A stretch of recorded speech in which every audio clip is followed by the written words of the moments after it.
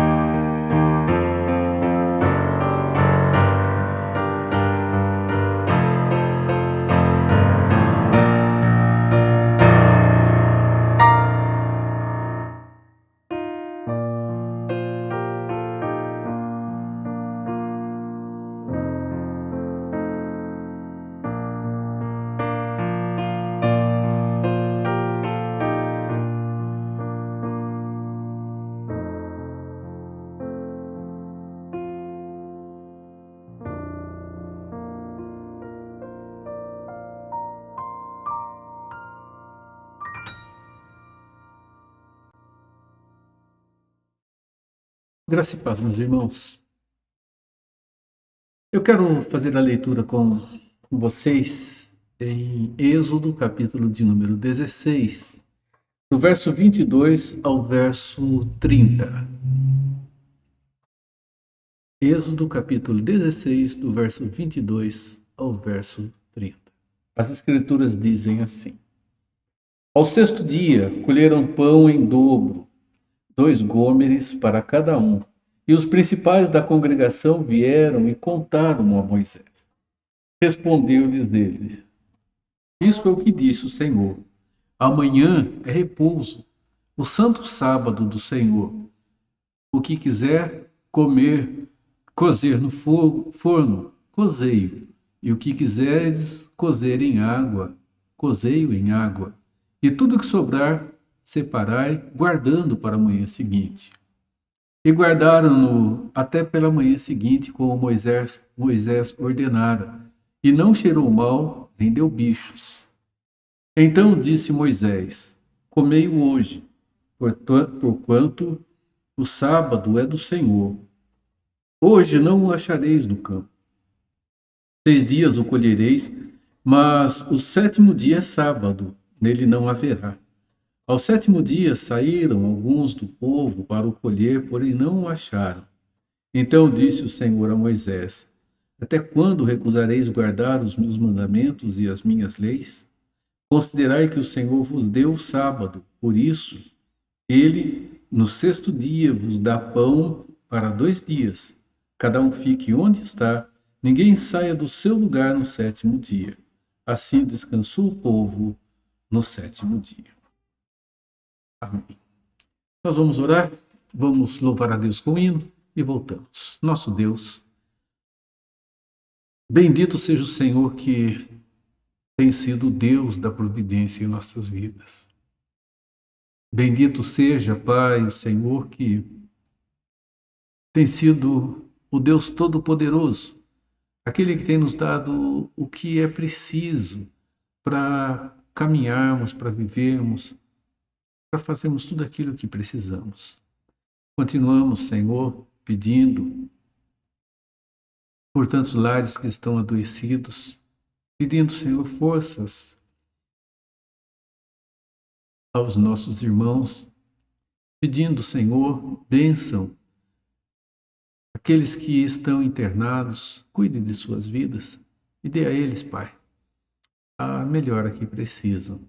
Guarde os profissionais de saúde que têm se desgastado tanto nesse período, tanto nesse tempo. Cuide deles, ó Deus. E abençoe a nós no estudo da Tua Palavra neste momento. Oramos, Pai, em nome de Jesus. Amém. Nós vamos louvar a Deus cantando o hino 31, Providência de Deus na Redenção. E depois nós voltamos aqui para estudar a palavra do Senhor.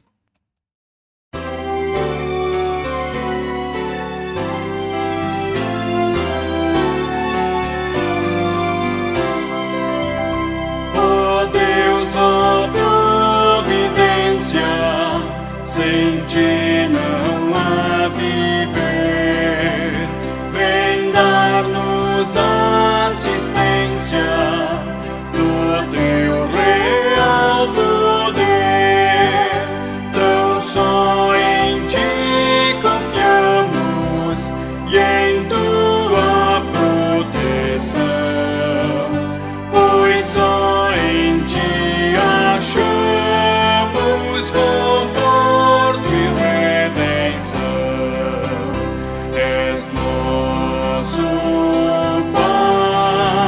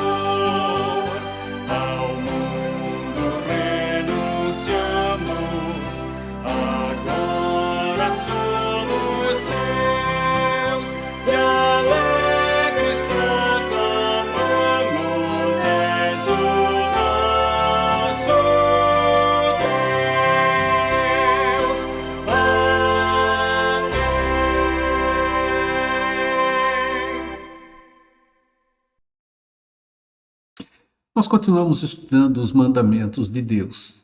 A lei de Deus, que já vimos, não é apenas o reunir de Êxodo 20, no texto que nos traz os 10 mandamentos, mas é olhar para toda a Escritura, olhar para a grandiosidade da revelação de Deus e dentro dela nós temos a compreensão alargada do que Deus requer de cada um de nós. Voltamos a lembrar, os mandamentos de Deus, eles estão divididos em duas grandes seções.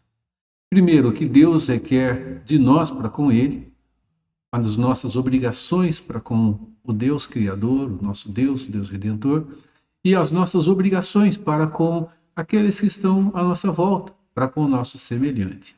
Então nós temos os mandamentos assim divididos. E hoje nós vamos estudar o quarto mandamento.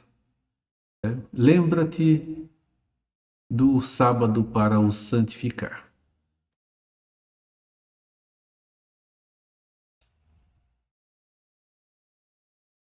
Lembra-te do dia de descanso.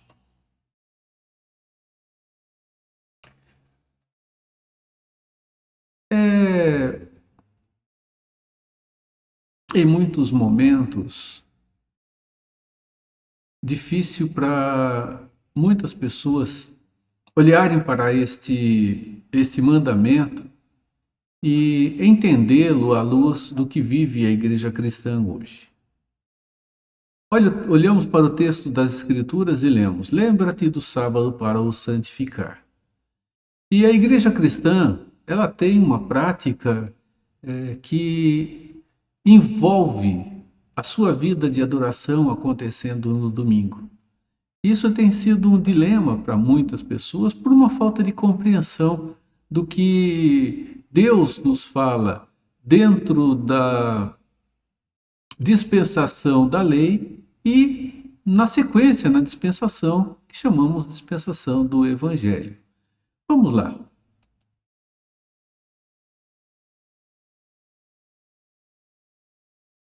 Quarto mandamento. O texto da Escritura diz assim: lembra-te do dia de sábado para o santificar. 6 dias trabalharás e farás toda a tua obra. Mas o 7º dia é o sábado do Senhor teu Deus. Não farás nenhum trabalho, nem tu, nem o teu filho, nem a tua filha, nem o teu servo, nem a tua serva, nem o teu animal, nem o forasteiro das tuas portas para dentro. Porque em 6 dias fez o Senhor os céus e a terra, o mar e tudo o que neles há. E ao 7º dia descansou. Por isso o Senhor abençoou o dia de sábado e o santificou. Êxodo capítulo 20, do verso 8 ao verso de número 11. O quarto mandamento, ele tem referência ao dia de descanso e, de maneira direta, ao dia de adoração ao nosso Deus. É uma determinação, é uma ordem dele. E Deus, é muito próprio nós observarmos isso. Ele considerou de forma tão importante esse mandamento que ele o inseriu dentro das leis, dentro da lei moral que ele revelou a nós.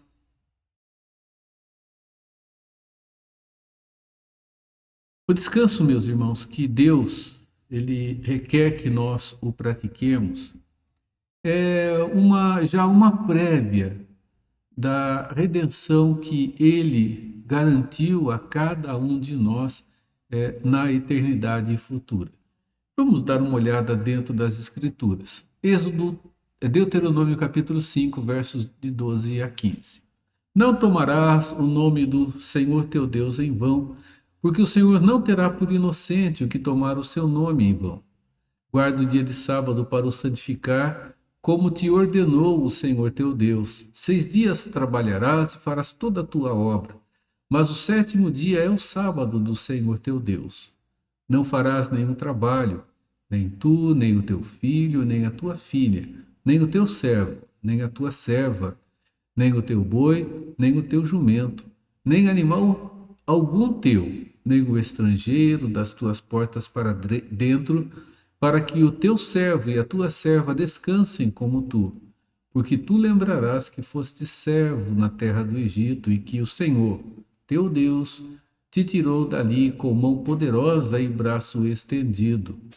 Pelo que o Senhor, teu Deus, te ordenou que guardarás o dia de sábado. Jeremias registra-nos que o povo de Israel foi levado para o cativeiro babilônico em razão ao desrespeito desse mandamento. No capítulo 17, olhando com mais detalhe, nós encontramos o que ele diz ali. Nós vamos, irmãos, hoje examinar dois aspectos, como já temos feito anteriormente, olhando dois momentos dentro das Escrituras que mostram para nós a obediência e a desobediência ao mandamento de Deus em situações específicas, podemos chamar aqui de estudos de caso. E hoje nós vamos olhar um pouco do texto que lemos ainda há pouco, Êxodo 16, e depois nós vamos dar um salto para Atos capítulo 20, quando Paulo está participando de um culto num domingo em Troade. Nós não podemos ignorar mandamento nenhum das leis de Deus, absolutamente. E ele é um mandamento que não pode ser ignorado tanto quanto os demais. Nós devemos praticá-lo, mas devemos tomar também um grande cuidado, porque nós não podemos fundamentar a sua prática, não podemos fundamentar o exercício da guarda do sábado com o fundamento em duas leis que tiveram a sua função em momento específico da vida do povo de Israel. As leis cerimoniais ou religiosas e a lei civil, que envolvia a relação civil dentre o povo como nação e nos seus relacionamentos. Nós devemos tomar cuidado para não cairmos em problemas sérios dentro da prática e da maneira correta de vivermos este mandamento. Se nós não fizermos esta separação, separarmos lei cerimonial, lei religiosa e lei civil da lei moral de Deus, nós corremos um risco terrível de tomarmos o sábado dentro de um legalismo muito grande e dentro de um legalismo que não é contemporâneo, que não é contextual, de uma forma que vai ser destrutiva e ela vai querer ditar o nosso comportamento dentro do nosso relacionamento com Deus e até mesmo, como muitos têm feito, entender que ele é necessário para que o projeto da redenção de Deus se consolide.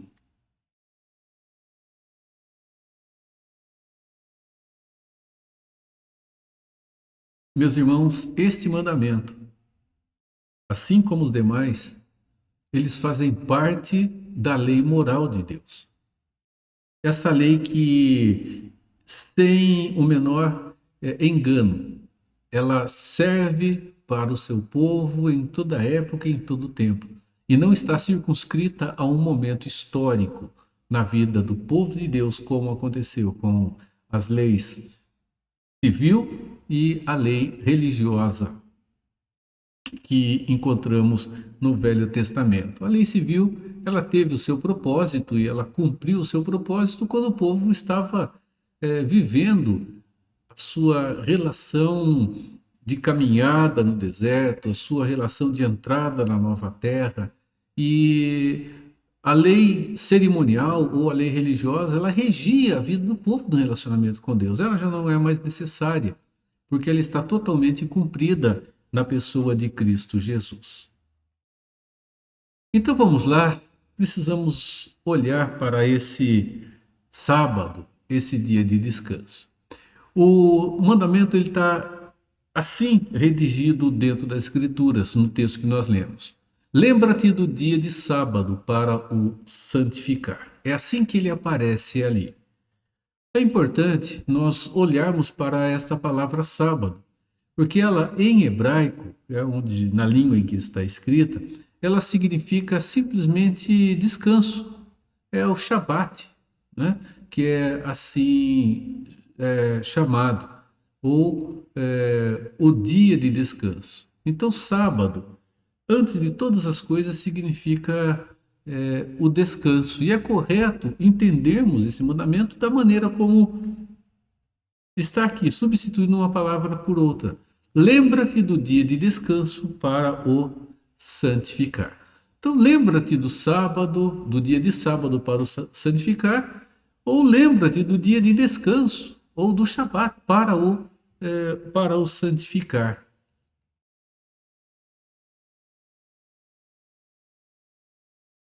Vamos tomar consciência que esse dia de descanso era o sexto dia, era o sétimo, desculpe, esse dia de descanso era, meus irmãos, o sétimo dia, né? E esse sétimo dia, ele era o sábado, era o nosso sábado, né? Porque a nossa semana, ela começa no domingo e não na segunda-feira, né? Então, domingo, segunda, terça, quarta, quinta, sexta, né? O sexto dia, e o sábado, o sétimo dia, que envolvia o dia de descanso. E nós observamos que no Novo Testamento houve uma mudança para esse dia de descanso, ou o dia dedicado ao Senhor. E esse dia, nós observamos, ele foi profundamente envolvido dentro do dia a dia do que nós chamamos de igreja primitiva, ou a igreja lá do primeiro século. Ali, meus irmãos, eles passaram a cultuar a Deus, a ter o dia do Senhor firmado no domingo, exatamente por causa da ressurreição de Jesus Cristo. Jesus, ele morre na sexta-feira, 3 dias depois ele ressuscita, e esse dia da ressurreição passou a ser o marco para a igreja no primeiro século. E nesse dia, então, eles se reuniam, se dedicavam ao Senhor em culto, em adoração, e era o dia de descanso que eles viviam. Então, nós observamos que, dentro desse contexto, houve uma mudança, afinal de contas, tudo está centralizado em Cristo. E a igreja entendeu a necessidade de um dia de descanso. E esse dia de descanso, ele passou a ser vivido e a ser praticado no primeiro dia da semana, no domingo. E ele passa então a ser, para os cristãos, o dia em que o descanso acontece. A palavra sábado, sabat, significa simplesmente descanso, nós não podemos esquecer disso. E não identifica ou qualifica simplesmente o dia da semana, o dia com um nome. Se nós olharmos para o passado dentro das Escrituras, nós vemos que, se não fosse dessa maneira, haveria por parte dos apóstolos séria, severa e dura advertência. Eles fariam isso. Não há dúvida nenhuma que isso aconteceria. No entanto, eles viveram esse dia, eles acataram esse dia como um dia apropriado para celebrar, meus irmãos, a vitória que Jesus teve sobre a morte no primeiro dia da semana, no dia então em que aconteceu a sua ressurreição. Atos 27 diz assim: no primeiro dia da semana, estando nós reunidos com o fim de partir o pão, Paulo, que devia seguir viagem no dia imediato, exortava-os e prolongou o discurso até à meia-noite. No primeiro dia da semana, eles estavam reunidos para um momento de adoração ao Senhor. Vejam, 1 Coríntios 16, 2. No primeiro dia da semana, cada um de vós ponha de parte em casa, conforme a sua prosperidade, e vá juntando, para que se não façam coletas quando eu for. E Apocalipse diz assim: achei-me em espírito no dia do Senhor, E ouvi por detrás de mim grande voz como de trombeta.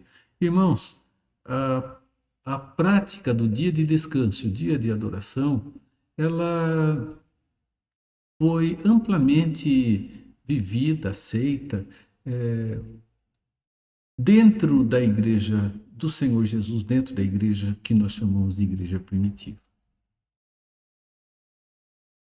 O dia de descanso, como já anteriormente disse, foi um dia muito importante.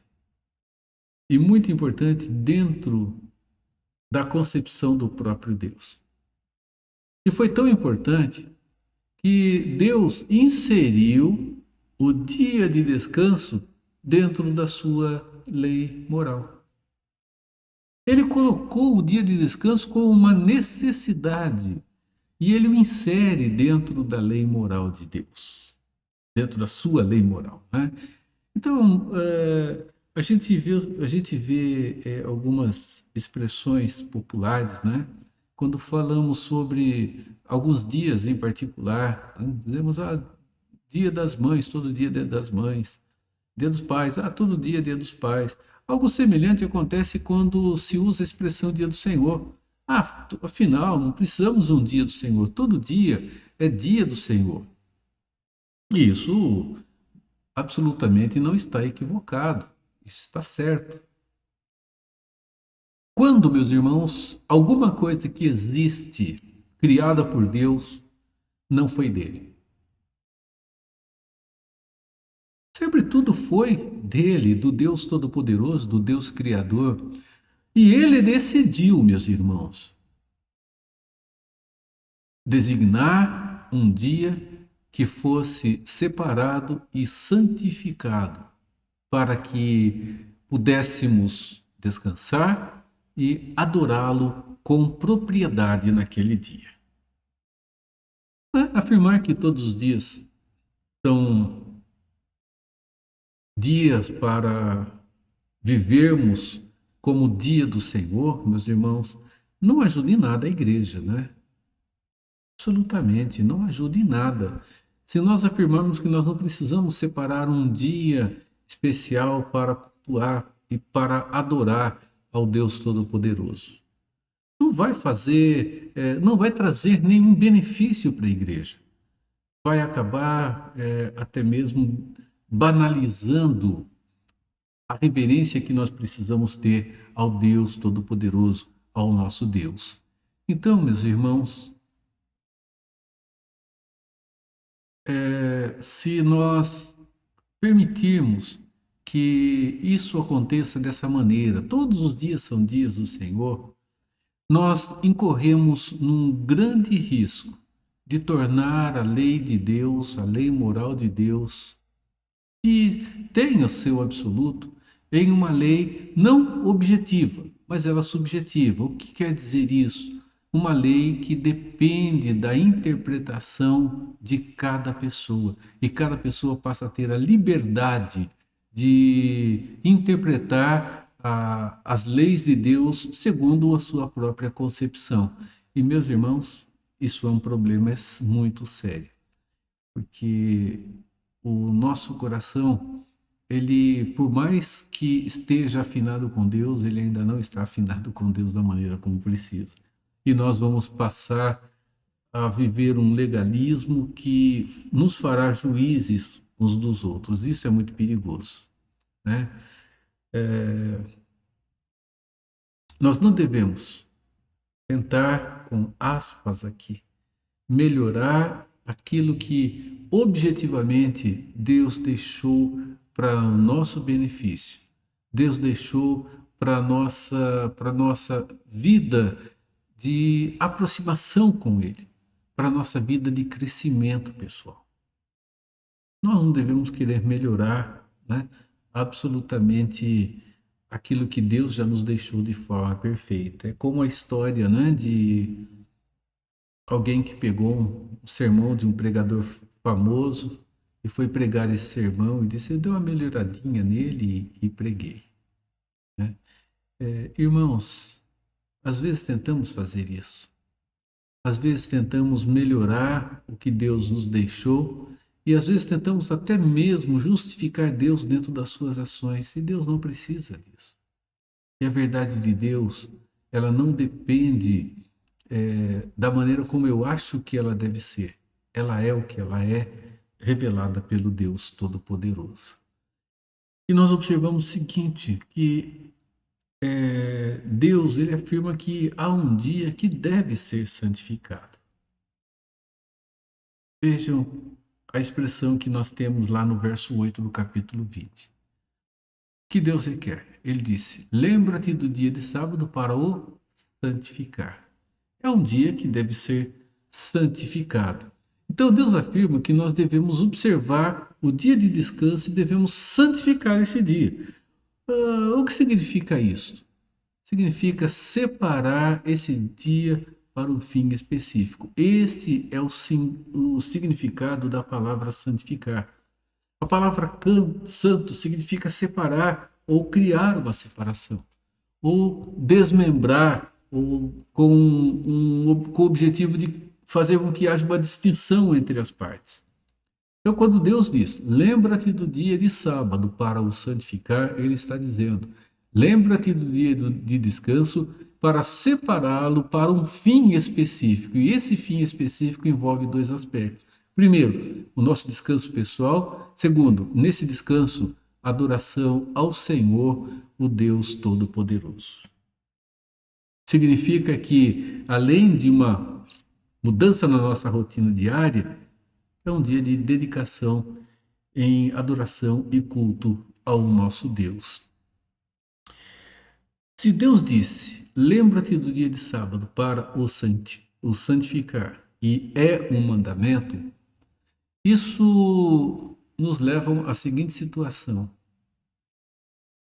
Dia de descanso e dia de culto ou a adoração, ela não é uma ou outra uma situação opcional para a nossa vida. Ela é obrigatória. Nós devemos tomar no coração essa verdade, que Deus requer de nós um compromisso de obrigação de adorarmos a Ele em um dia próprio, em um dia muito especial, em um dia separado para esse fim, que é o dia de descanso. E ele terminou. Muitos têm dito que sim, outros têm dito que não, e esse tem sido um problema. Muitos têm afirmado que já em Cristo estamos sob a graça e que sob a graça nós não precisamos mais guardar os mandamentos. Bem, alguns equívocos aqui. Primeiro, nós estamos sob a graça não porque estamos na dispensação do Evangelho dentro da era cristã. Nós estamos sob a graça porque depois de Adão, somente pela graça nós vivemos um relacionamento com Deus Todo-Poderoso. Então, todos aqueles que nasceram antes de Cristo e foram remidos pela graça. Estavam vivendo debaixo da graça.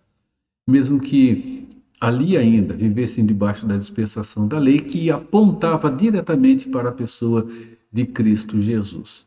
Então, dizer que nós não precisamos mais da lei de Deus é um equívoco.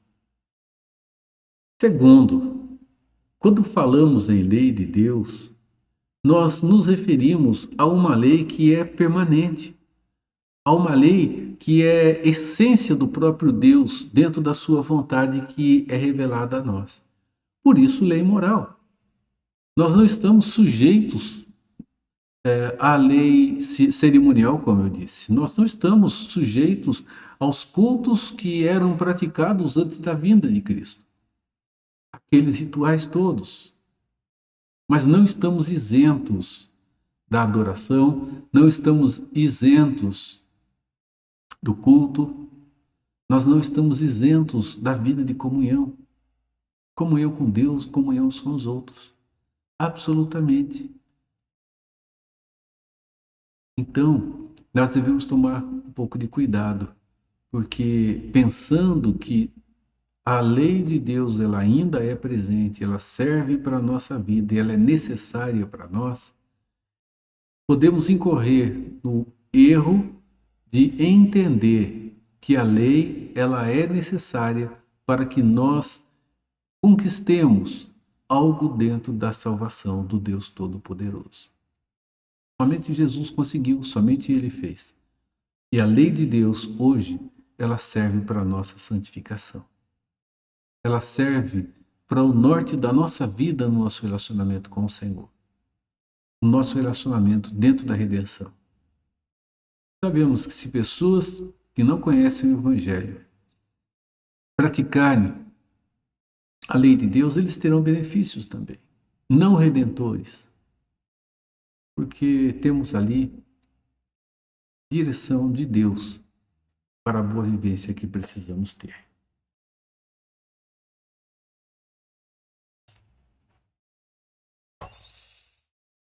Uma instituição permanente. Êxodo 28 diz: lembra-te do dia de sábado para o santificar. Falamos um pouco sobre santificar, separar para um fim específico. Agora voltamos para o início do verso. Lembra-te. Lembrar significa que algo já existia. Deus não está estabelecendo algo novo aqui. Isso é importante nós lembrarmos. É muito interessante nós observarmos essa expressão. Lembra-te.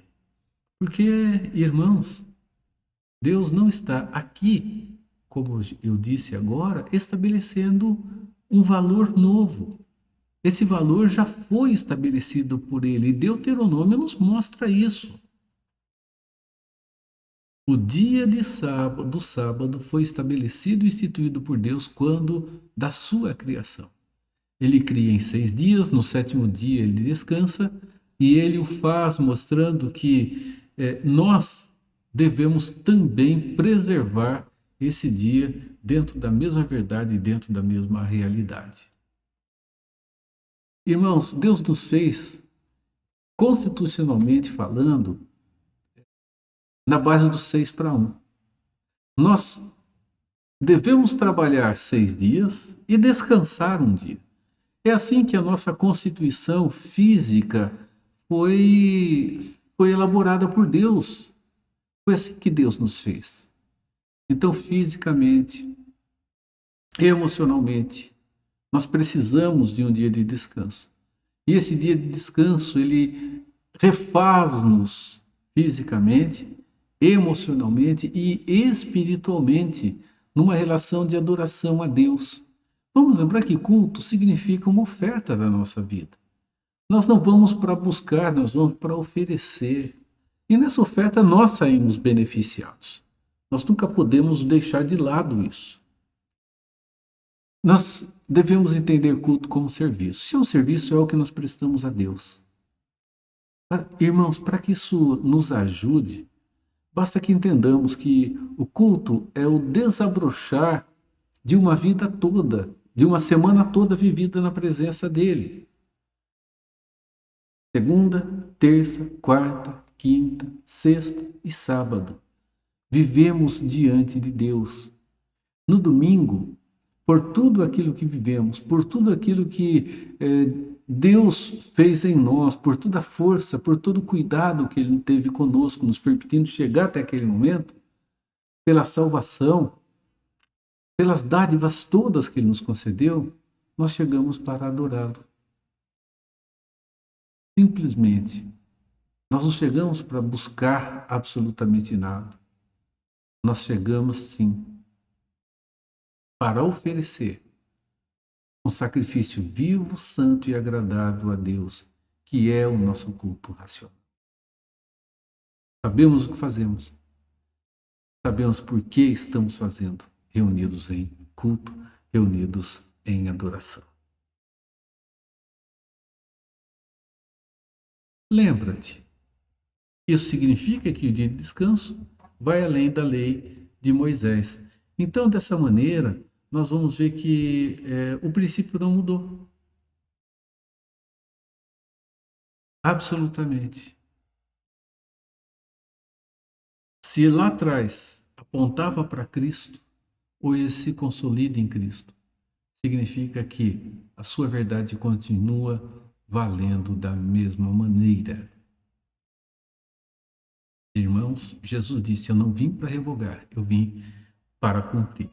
E nós observamos que essa exigência de Deus, ela foi dada a nós muito antes de Deus ter escrito as suas leis nas tábuas que entregou a Moisés no monte. Olhe só. Considerai que o Senhor vos deu sábado, por isso, ele no sexto dia vos dá pão para 2 dias, cada um fique onde está, ninguém saia do seu lugar no sétimo dia. Assim descansou o povo no sétimo dia. Deus está falando, meus irmãos, com seu povo lá atrás, lá no deserto. Ele os tira do Egito, eles entram pelas portas do Sinai e eles estão caminhando em direção à Palestina do Antigo Testamento, ou à terra de Canaã.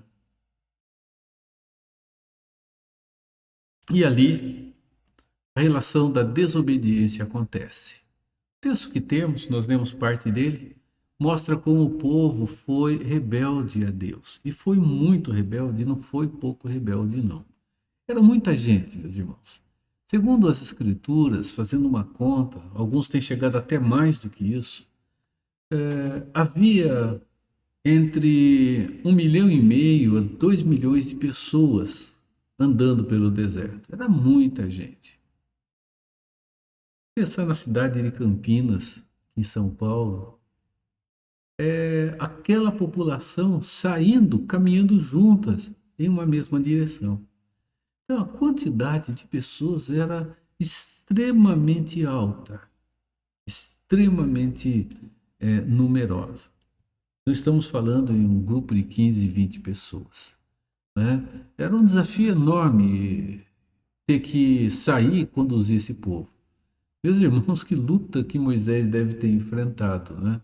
Em conduzindo esse povo, levando esse povo pelo deserto, caminhando com esse povo de um jeito que eles teriam que estar juntos, harmonia, teriam que se alimentar. Só que Deus já tinha providenciado, meus irmãos, tudo. Providenciou o livramento que eles precisavam, né? Quando estavam no Egito, constitui lá um povo, lá ele se forma, se organiza e se torna maior do que o próprio povo do Egito. Eles tinham que sair e a jornada não seria tão curta, não. Né? Eles tinham que caminhar. Deus já tinha providenciado todas as coisas que eram necessárias. Durante o dia, sol quente, nuvens para refrescá-los. À noite, precisavam ser guiados, coluna de fogo os guiava e com certeza também os aquecia. Deus foi levando-os em cuidado, providencialmente. Atravessaram o mar, depois de terem visto as maravilhas de Deus na libertação deles das mãos de Faraó no Egito. Eles veem tudo isso. E apesar de terem visto tudo isso, eles começam a mostrar a direção do seu coração. Começam a mostrar como eles eram dentro de si.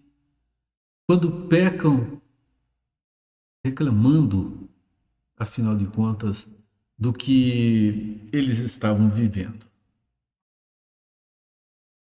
Vamos lembrar que cada reclamação daquele povo foi um insulto para com Deus. E também é para conosco hoje. Nós insultamos Deus hoje quando vivemos reclamando. Eles resmungavam, meus irmãos. Eles diziam que eles estariam melhores se eles estivessem lá no Egito, né? Eles estariam felizes lá. Ah, como eles estariam bem se estivessem lá. Eles dizem assim: e disseram-lhe os filhos de Israel: quem nos dera tivéssemos morrido pela mão do Senhor na terra do Egito, quando estávamos sentados junto às panelas de carne e comíamos pão a fartar, pois nos trouxeste a esse deserto para matar de fome toda esta multidão. Uma denúncia, né? Até parece, né, meus irmãos, que como escravos eles tinham mesmo pão fartamente, as cebolas e os pepinos, como eles chegaram a afirmar, do Egito, as panelas de carne. Até parece que eles estavam lá a passeio, né? Foram fazer um tour pelo Egito.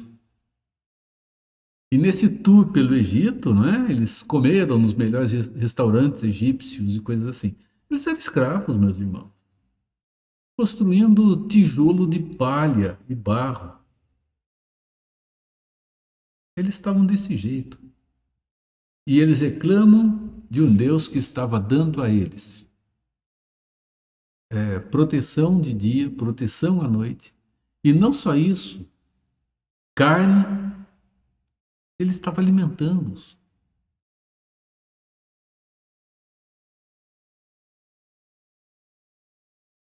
O capítulo 16 nos mostra que Deus decidiu alimentá-los com o maná.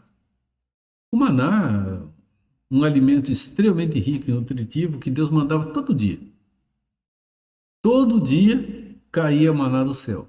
Para 1,5 milhão de pessoas, ou 2 milhões ou até mais. Era maná para todo mundo todo dia. A despensa de Deus despejava o maná e o povo se regalava. O povo comia à vontade. É importante nós observarmos que, junto com o maná, Deus deu instruções. E o capítulo 16 nos fala de maneira muito interessante aqui.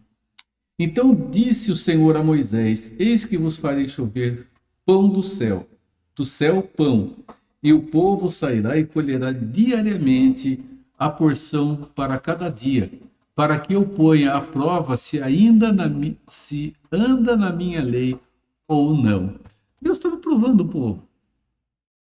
Deu a eles a porção a cada dia, mas queria saber se eles estavam de fato andando, caminhando segundo a lei dele ou não. O maná caía todo dia. E as instruções que Deus deu as instruções foram bem claras. Irmãos, Deus disse a eles: peguem a porção necessária para cada dia. Só isso.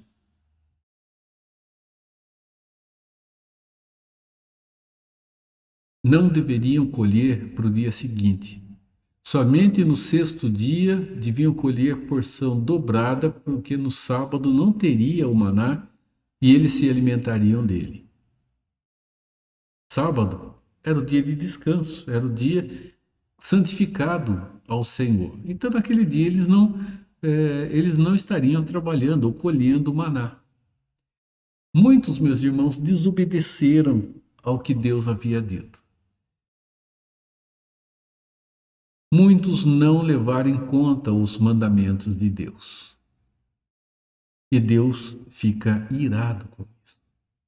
Então disse o Senhor a Moisés: até quando recusareis guardar os meus mandamentos e as minhas leis? Considerai que o Senhor vos deu o sábado. Por isso, ele no sexto dia vos dá pão para 2 dias. Cada um fique onde está. Ninguém saia do seu lugar no 7º dia. Muitos, meus irmãos, eles não deram ouvidos, eles foram e colheram mais do que precisavam, mais do que Deus havia lhes dito que deveriam colher. Quebraram o mandamento de Deus e deixaram Deus irado. Então disse o Senhor: até quando recusareis a guardar os meus mandamentos e a minha lei? Nós acabamos de ler. Cada um fique lá onde está. Era uma ordem, meus irmãos. Deus havia dado a direção que eles precisavam. Deus havia dado a eles a direção que deveria regê-los naqueles momentos. E nós observamos que nesse momento de rebeldia que eles viveram, muitos viveram, eles passaram a duvidar do próprio Deus em dois aspectos. Primeiro, eles duvidaram da providência de Deus. Como duvidaram da providência de Deus? As Escrituras nos dizem que eles colheram e guardaram para o outro dia. E o texto diz que, vejam só, alguns deixaram o maná para a manhã seguinte, porém deu bichos e cheirava mal. Eles guardaram para o dia seguinte para comer, né? Eles estavam se garantindo para o dia seguinte. Isso ofendeu a Deus, porque não creram, colocaram em dúvida a providência de Deus. E depois, meus irmãos, eles duvidaram do poder de Deus para preservar, né, aquele maná, e eles desrespeitaram aquele que era o dia de descanso. Eles duvidaram do poder de Deus para preservar, porque teve gente que saiu no sábado procurar. Se colhia de um dia para o outro, bichava e cheirava mal, então de sexta para sábado, né, isso também iria acontecer. No sábado também ia ficar tudo bichado e fedido.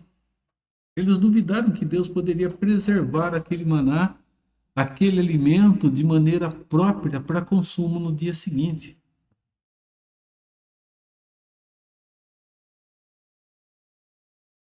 Deus foi fiel e provavelmente muitas pessoas fiéis ali estavam também, porque ele continuou alimentando esse povo por 40 anos.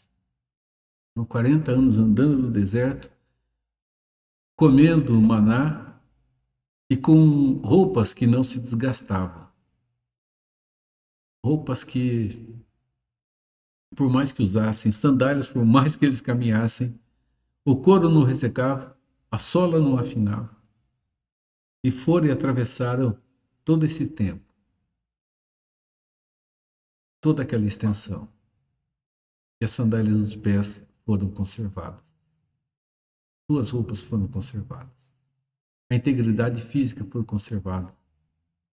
E Deus providencialmente manifestou-se em cuidado para com eles. E hoje, qual é a postura que temos com o povo de Deus, meus irmãos? Em Troade, nós temos uma situação diferente. Paulo se reúne com os crentes lá no domingo. Estamos falando do dia de descanso e o dia de adoração. Lucas estava com Paulo em Troade e ele registra o seguinte: no primeiro dia da semana, estando nós reunidos com o fim de partir o pão, Paulo, que devia seguir viagem no dia imediato, exortava-os e prolongou o discurso até a meia-noite. Nós conhecemos o texto, né? E vemos o episódio de Paulo e Eutico. Ele cai da janela e morre da queda. Paulo então vai até lá e Deus o ressuscita. Essa reunião, meus irmãos, de Paulo junto com os crentes de Troade no domingo, mostra que o que estava acontecendo ali era algo que não era tão estranho. No primeiro dia da semana, estando nós reunidos com o fim de partir o pão, Paulo, que devia seguir viagem de imediato, exortava-os e prolongou o discurso até a meia-noite. Tudo nos mostra, tudo faz nos entender que aquela reunião era uma reunião habitual, ela não era ocasional ou esporádica. Não era uma reunião que acontece de tempo em tempo, ou uma única e não aconteceria mais, ou acontece lá de vez em quando. Eles era um hábito já, era uma prática comum e corrente dentro da igreja primitiva. Mais ou menos aqui, quando Paulo está em Trode com Lucas, tinham passado em torno de 2 décadas, mais ou menos. E ali, meus irmãos, os cristãos já guardavam o domingo como o dia do Senhor. Esses ensinos eles já estavam tomados dentro da igreja do Senhor. Meus irmãos, nós precisamos, com certeza, de entendimento e do entendimento de que a adoração, do entendimento de que o descanso, o entendimento de que cultuar a Deus dominicalmente, mudar as nossas atividades, mudar a maneira como vivemos o dia a dia para aquele dia, estarmos envolvidos, meus irmãos, mais e mais com o culto ao Deus Todo-Poderoso. As Escrituras nos dão base para pensar assim. Vamos lembrar, meus irmãos, que não é uma questão de simples hábito ou costume. É Deus nos ordenando que nós devemos viver dessa maneira, que nós devemos fazer assim.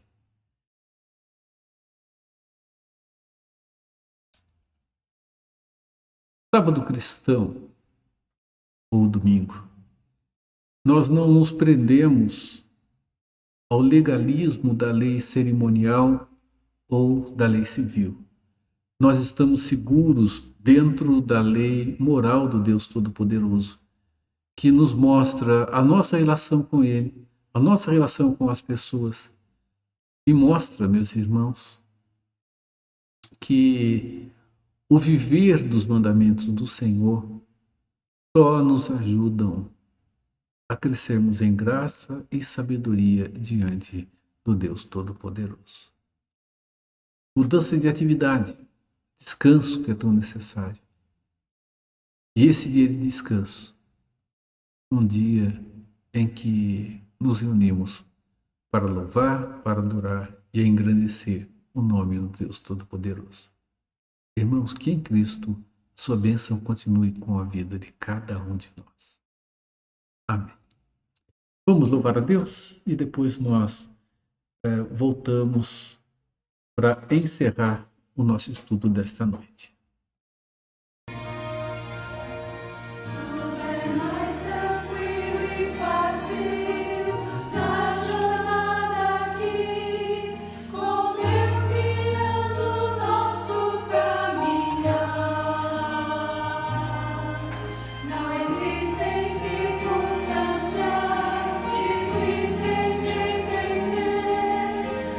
Deus está conosco, é tudo bom.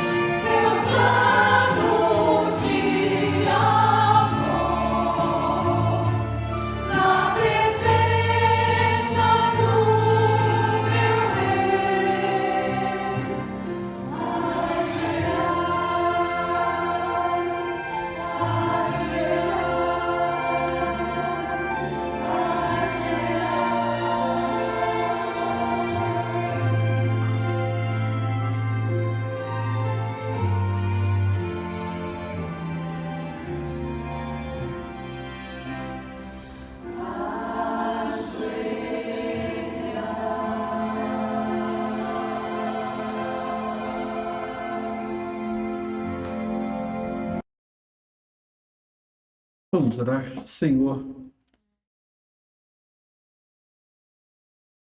a segurança que temos está no Senhor, ó Deus.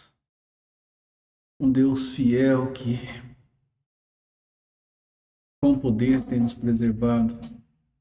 Um Deus fiel que tem sido providente em nossas vidas. Obrigado, Senhor, por isso. Nos guarde no restante desta noite, no restante desta semana. Abençoe a nossa vida, a nossa família, Senhor. Abençoe os nossos irmãos que aniversariam durante esta semana. Cuide de todos eles. E mais uma vez, Senhor, renove cuidado sobre os irmãos internados. Dê a eles a melhor. Nós oramos em nome de Jesus. Amém. Meus irmãos, que a graça de Jesus Cristo, o amor de Deus, o nosso Pai, a comunhão do Espírito Santo, continue sobre a sua vida, sobre o seu lar, e assim seja sobre todo o povo de Deus, agora e sempre.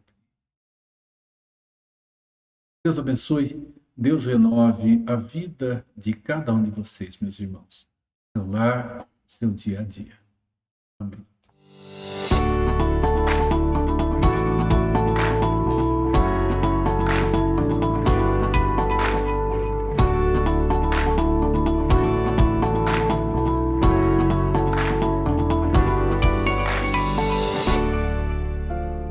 Porque um menino nos nasceu, o governo está sobre os seus ombros, e o seu nome será Deus Forte. Isaías 9:6. Jesus, o Filho de Deus, é perfeitamente humano e perfeitamente divino. O profeta Isaías chama Jesus de Deus Forte. A ideia que o profeta quer transmitir é que o Messias, Jesus Cristo, é Deus e tem os mesmos atributos de Deus. O termo usado para qualificá-lo como Deus forte é usado em outras passagens, quando as Escrituras se referem a Deus, descrevendo Deus como Deus Altíssimo ou Deus Todo-Poderoso. Jesus, o Messias, é o Deus encarnado. Jesus é perfeitamente homem e homem perfeito, sem nenhuma mancha de pecado. Em tudo, ele foi semelhante a nós, seres humanos, exceto no pecado. Jesus viveu como homem aqui na terra, cumpriu cabalmente a justiça divina, sua morte na cruz foi totalmente aceita pelo Pai, sua ressurreição e ascensão são a prova cabal e definitiva de que ele satisfez completamente a justiça de Deus. Jesus cumpriu a sua missão aqui na terra e foi exaltado. Assentou-se à direita do Pai, por isso, Deus lhe deu o nome, que está acima de todo nome, para que diante dele se dobre todo o joelho, nos céus, na terra e debaixo da terra, e toda língua confesse que Jesus Cristo é o Senhor. Sim, Jesus é o Senhor, é o Deus forte, Jesus é o Altíssimo, o Todo-Poderoso Deus, diante do qual todo joelho se dobrará nos céus, na terra e debaixo da terra.